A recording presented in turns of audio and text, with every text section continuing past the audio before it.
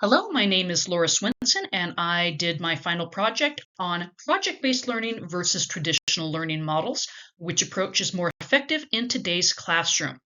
So let's give a little bit of an introduction first. What is project-based learning?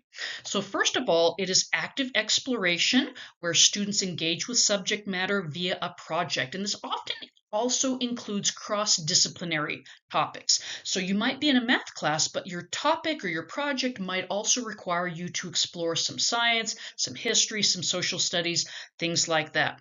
It also involves a lot of teamwork and collaboration where students learn together and often uses or mirrors hands-on authentic projects drawn from the real world and also requires students to set their own time management, their goals, meet their own deadlines, and decide what knowledge they need to acquire in order to finish the project. This is very much based on a constructivist theory of learning. So what's that? So the constructivist theory talks about how learners build knowledge, build understanding by experience and then reflecting on those experiences rather than listening to somebody talk about the knowledge. It also uses a lot of social interaction, so a lot of teamwork, a lot of collaborative discussions to help bring more experiences into the picture from other people that they can learn from. And the role of a teacher is a facilitator.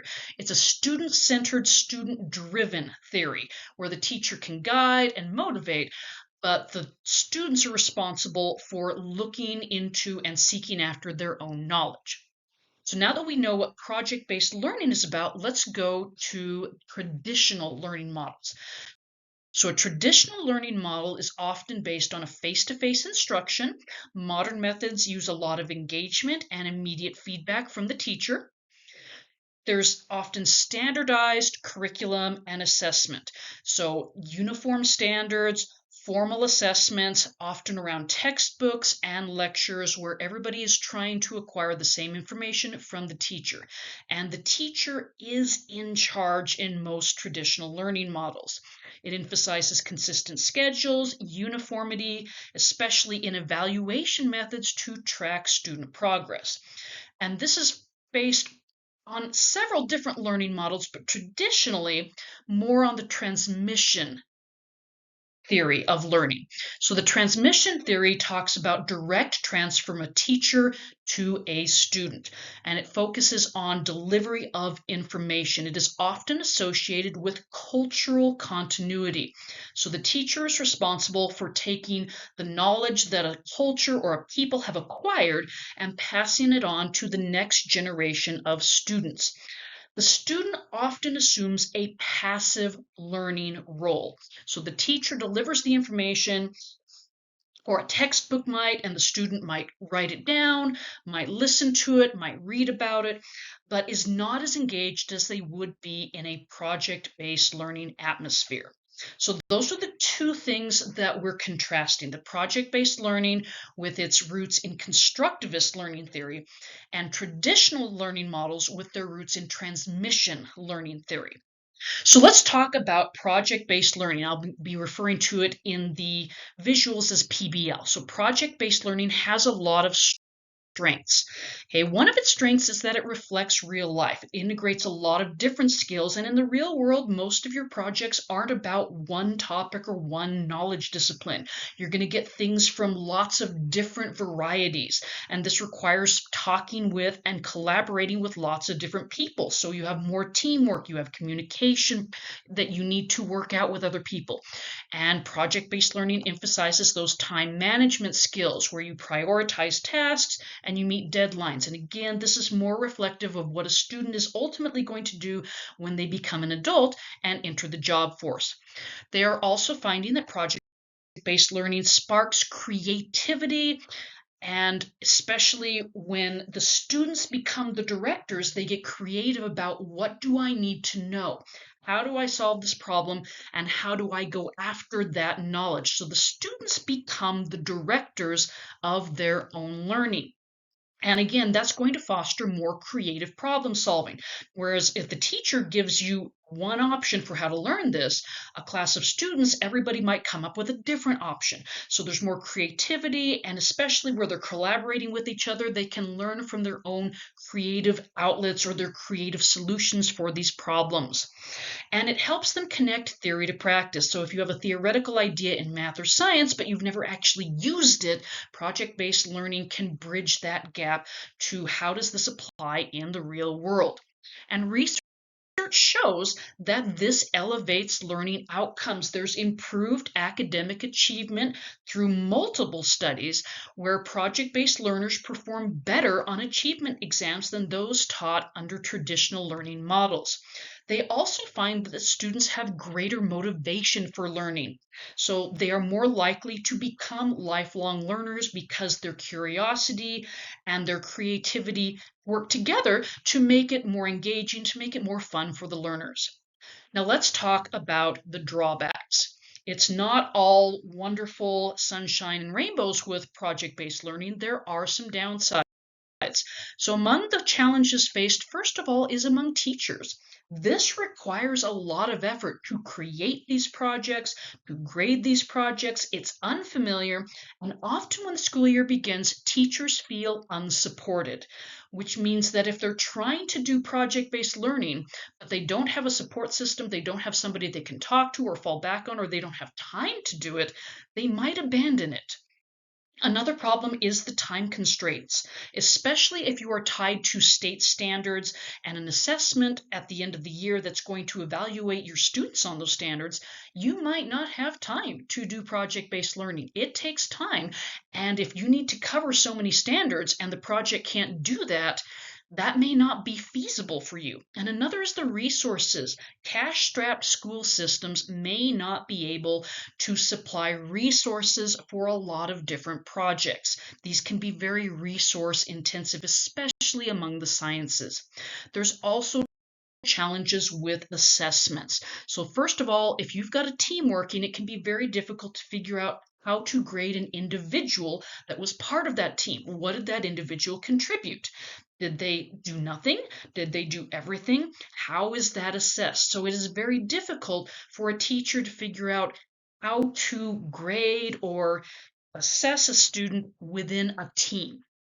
Another problem is that, especially if you're tied to standards, different groups on these projects might cover standards differently. They might have different understandings of standards or might cover entirely different standards because they have found different roads to a solution.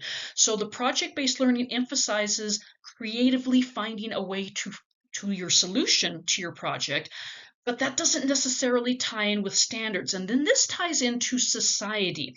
Society has a desire to make sure that students master certain concepts, master certain standards. But the problem with project-based learning and its encouragement of creativity is you may not have the students mastering those standards.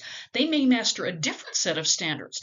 And while project-based learning thinks that's great, the need of society to assess uniformly and to assess specific standards may not work well with that. So as a society, we may not be able to mesh yet with project-based learning. So now let's turn the page and go to traditional methods. We're going to talk about the strengths of traditional methods of learning.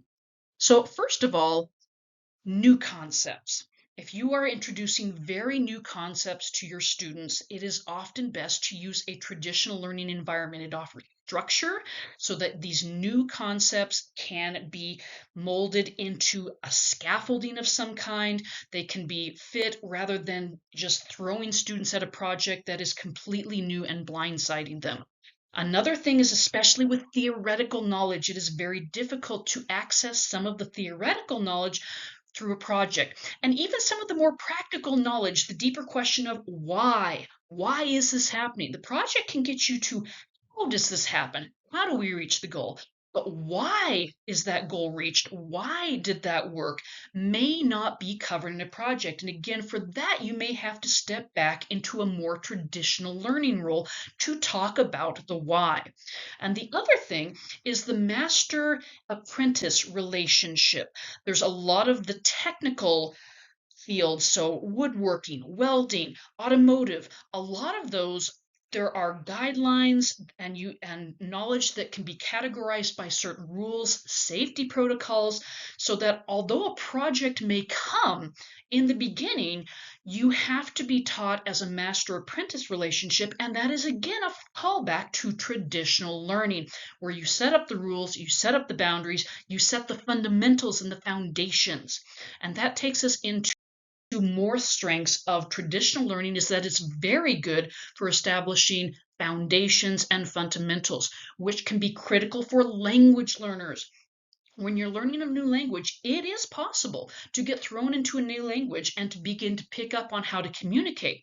But what you're going to miss out on is the grammar, the why behind that communication, which can inhibit your ability to take your language learning further. You need the grammar, you need additional vocabulary, and that is best done in a more traditional learning setting.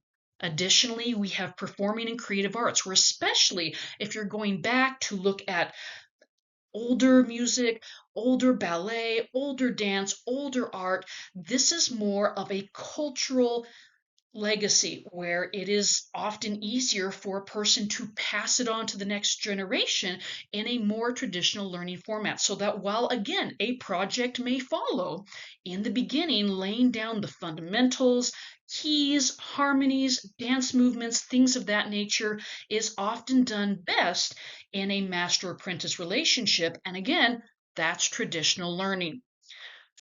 Finally, project-based learning requires curiosity to drive the students forward into completing the project.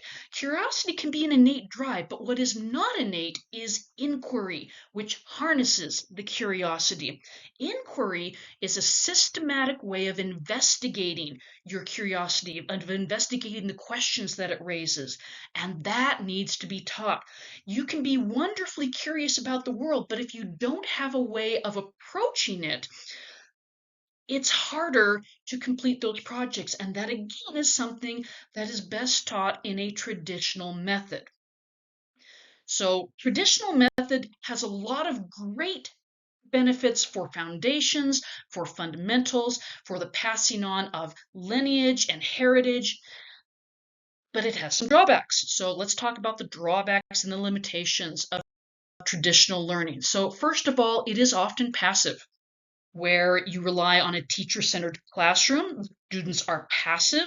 It doesn't foster the same curiosity, it doesn't foster the same engagement, and it often lacks practical skills. So taking your theoretical knowledge and bridging it into practical knowledge can be very difficult. You also don't get the same type of practice as you do with projects, where you need to be responsible for deadlines, for time management, for things like that. So those are extremely damaging limitations for traditional learning. Also, in today's society, knowledge can be very short-lived. The way a computer operates today may not be the same tomorrow. So knowledge has a shorter lifespan now than it used to, which means that you need lifelong learners. And that's something that traditional learning models do not emphasize the way that project-based learning does. Project-based learning gives you the skills, the tools, and the experience to go hunting for your own knowledge. And this can inspire lifelong learning, especially when the projects are engaging and they're fun and they inspire more curiosity. So what are the implications for all of this now that we've looked at both models? So the implications, we've seen that project-based learning through research does have extremely wonderful benefits in engaging students and in reaching academic outcomes. So in order for this to be implemented, we have to empower the teachers. The teachers need continuous professional development. They have to be supported and they have to be trained, because this is intense effort on their parts. And that also means they need time. They need time to plan. They need time to reflect, not just before and after the school year, but in the school year. They need days where they can collaborate themselves. We're asking our students to collaborate, but we're not affording teachers the same benefit. They need time to collaborate, they need time to talk, and they need time to reflect on their own projects involving the students. And that is something that is often not built into the academic calendar. We also need to rethink accountability and assessment, because measuring what is proficient, measuring standards, project-based learning doesn't measure them the same way. So we need training for rubrics. We need training for how are we going to measure proficiency in standards if students are experiencing standards in different ways. How is that going to be measured? So as a society, we need to grapple with what is that going to look like. Finally, context still matters. And some things are great for project-based learning. So science, where you're taking the theoretical and turning it into the practical application. Engineering, different fields of math can also benefit from this. But there are some things where traditional methods may be better, especially in the beginning. Literature, music, dance, many of the arts, you need the fundamentals to begin with. Many of the technology subjects, woodworking, automotive, welding, again, you need traditional learning in the beginning to set safe boundaries. Projects can follow, but you are going to need that traditional learning method in the beginning. So we have to learn to customize our teaching strategies, which means we need to train our teachers in this. They need to be adaptable and choose what might best suit their curriculum and also what might best suit them as a teacher, because teachers have individual strengths. One project might suit a teacher over here, but another project might be better for a different teacher. They have different strengths, and so those teachers need support, and they need to be taught how to customize what subjects and what topics might be best for project-based learning and what might be best adapted or suited for traditional learning methods. So thank you very much for your time and for listening. And the following are my citations.